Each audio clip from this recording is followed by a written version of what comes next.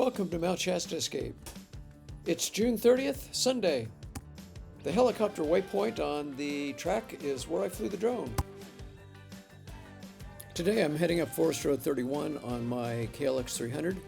I took a shot at it yesterday on my Suzuki GSX 8S. So FR31 is pretty rough, and I managed to bottom it out pretty hard, and it only has like 5 inches of suspension travel. Even though it's firm, the road was just too much for it. So I'm back on the KLX. And of course on the KLX, you don't even know it's a rough road.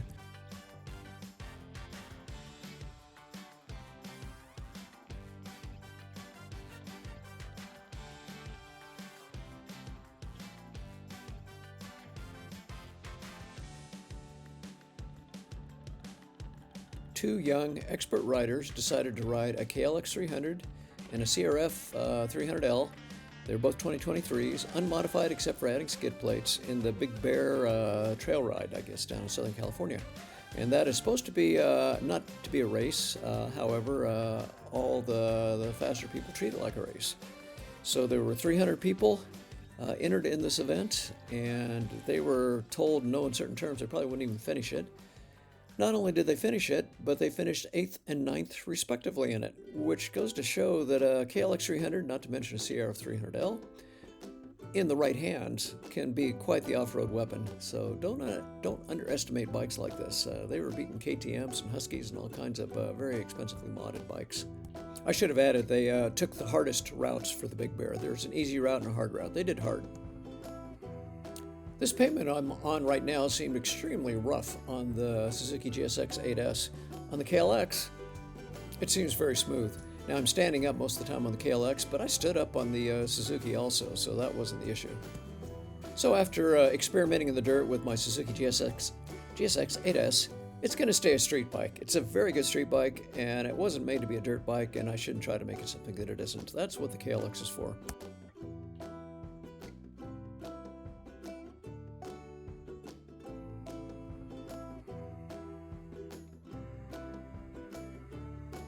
I've got more long rides planned for the Suzuki, and I will certainly keep it for the rest of the season, but since I like riding roads like what I'm on right now, and an adventure bike would be very good on this, it's possible next spring I may be finding a new home for the GSX and looking at adventure bikes.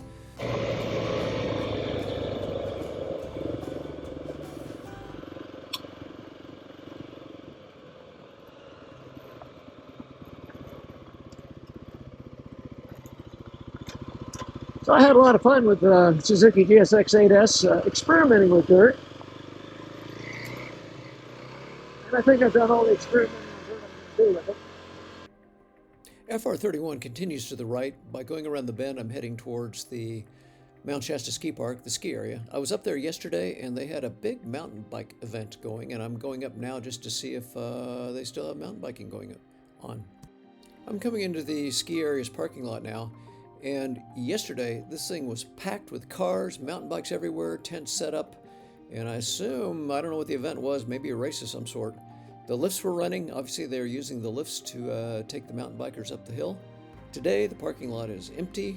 There are no mountain bikers here, and that tells me don't come up here expecting to find it open and being able to mountain bike. I'll also say that later in this ride, I came back by this gate up towards the ski park again, and it was closed and locked. Turning left right ahead, back onto FR31, and FR31 on all my digital maps that I have is shown to continue on through well past the town of McLeod. However, as you're going to find out up here, there was a creek, I think it's called Mud Creek, that washed out the road, and it's got really steep banks, and it's absolutely impassable. And doesn't look like they have any plans for reopening the road through there. On the way back, I took the ski area road back to Highway 89, and I took 89 back into town, and I followed a truck that was probably doing anywhere between 55 and maybe 62 or 3 miles an hour, and I was pleasantly surprised. The bike handled really pretty well. I still don't think I like that 65 and 70 on the interstate, but if you can keep the speed down a little bit, the bike is fine. This is my second ride on the KLX since I took off some adjustable soupy luring links that were kind of wide, and they kind of interfered with part of the linkage back there, and put on a 1-inch Koba set of lowering links. And those don't interfere with anything, and they don't lower quite as much as what I had with the Suppies. But the bike is actually performing much better in the suspension. The front, I've raised the forks about 3/4 of an inch in the triple clamp. So the forks 3/4 of an inch, the rear shock 1 inch, and slightly higher. But overall, I'm very pleased with how the suspension is working. This road is typical of many of the forest roads that you find in the Mount Shasta area. They paved them on one time. I'm sure it was really nice at that time. And then they just kind of let them go. So the pavement crumbles away, and you got these sharp-edged hits you can take. As a result, not very friendly for street bike with street bike tires and cast wheels. And wouldn't be very friendly for cars also, unless you put maybe AT tires on them or something. But you need some strong tires out here because this broken pavement could do some damage.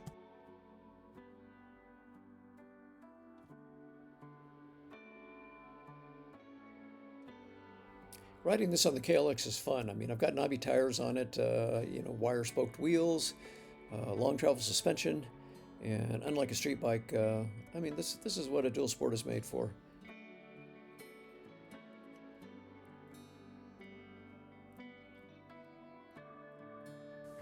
Although the KLX300 can definitely do well in hardcore single track type situations, that's just not where I am right now. And roads like this are a lot of fun for me. And I don't think I'll probably ever go back to doing that hard single track. Okay, I see a spot. I'm going to stop up in there, and I'm going to fly the drone around a little bit. So I'm going to turn this off until I get the drone up in the air. And after I send it up fairly high and just kind of do a look around, I'm going to bring it back down a little ways over the road and backtrack a little bit and ride up the road and get a little view of that. So, turning it off now.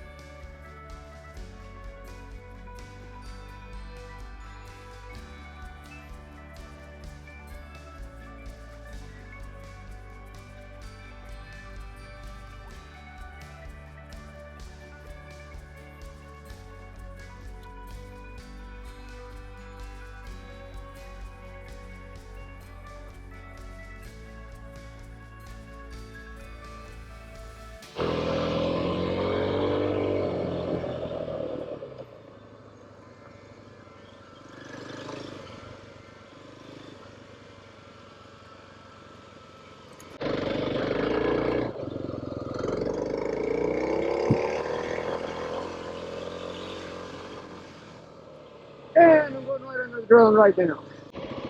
Okay, I'm going to turn around here, probably with very little grace.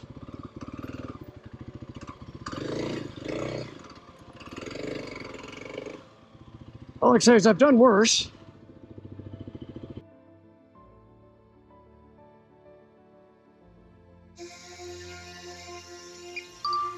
Landing.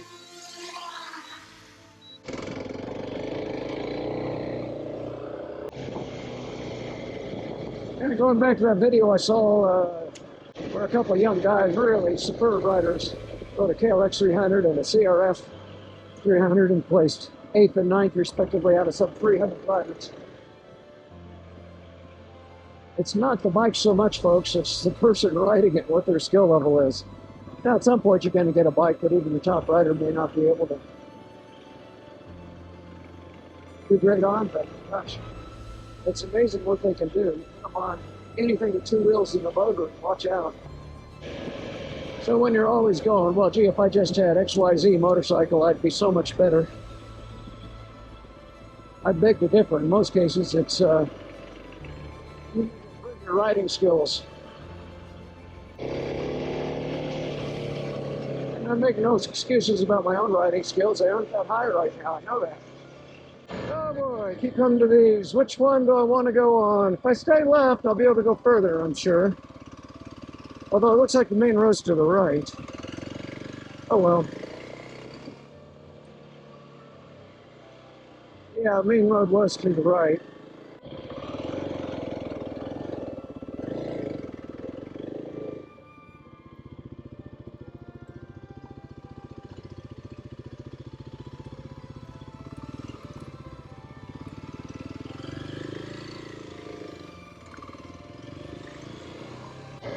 I haven't ridden this KLX in a while. I've been neglecting it for the Suzuki. And I'm enjoying riding it.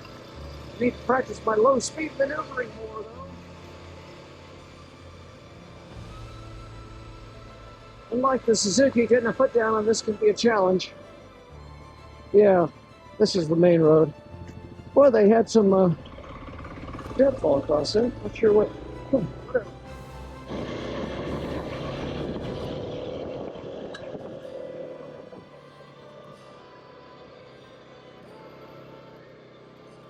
When I turn this into a video, I'll see if I can't figure out what forest roads I'm on, but I kind of doubt that I'm on Forest Road 31 anymore. But I really don't know.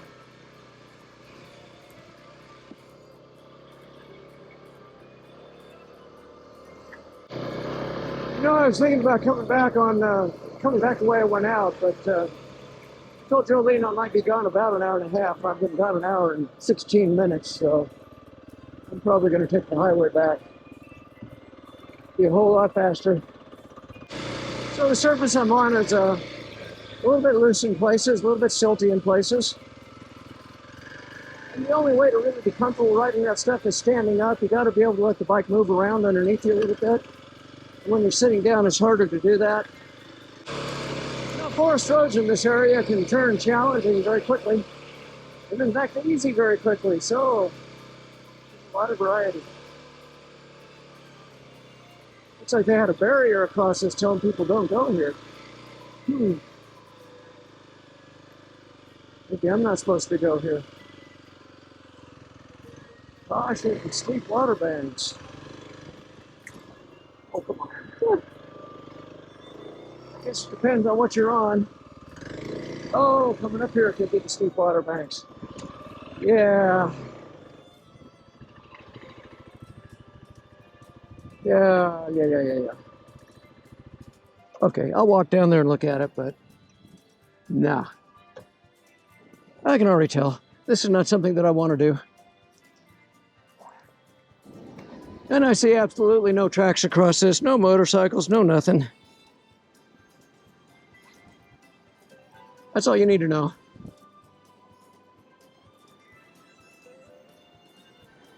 And that water's flowing hard enough, it'd be challenging to get across it.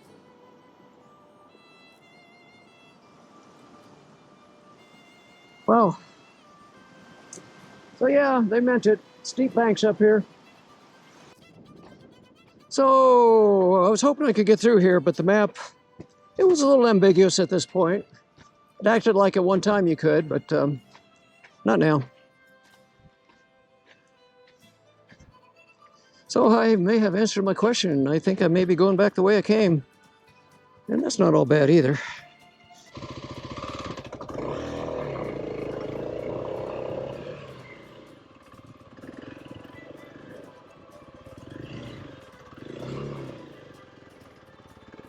Well, if I had my street bike on this, I'd be calling for a tow truck.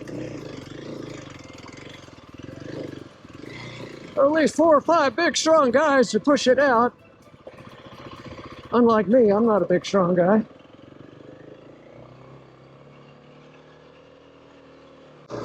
Do not underestimate California forest roads or forest routes, whatever they happen to call them, because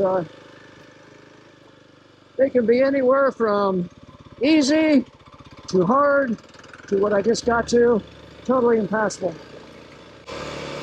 And I see these little forest roads kind of peeling off to the left, and I would like to get home today without a doubt. A lot of roads just kind of dead end also.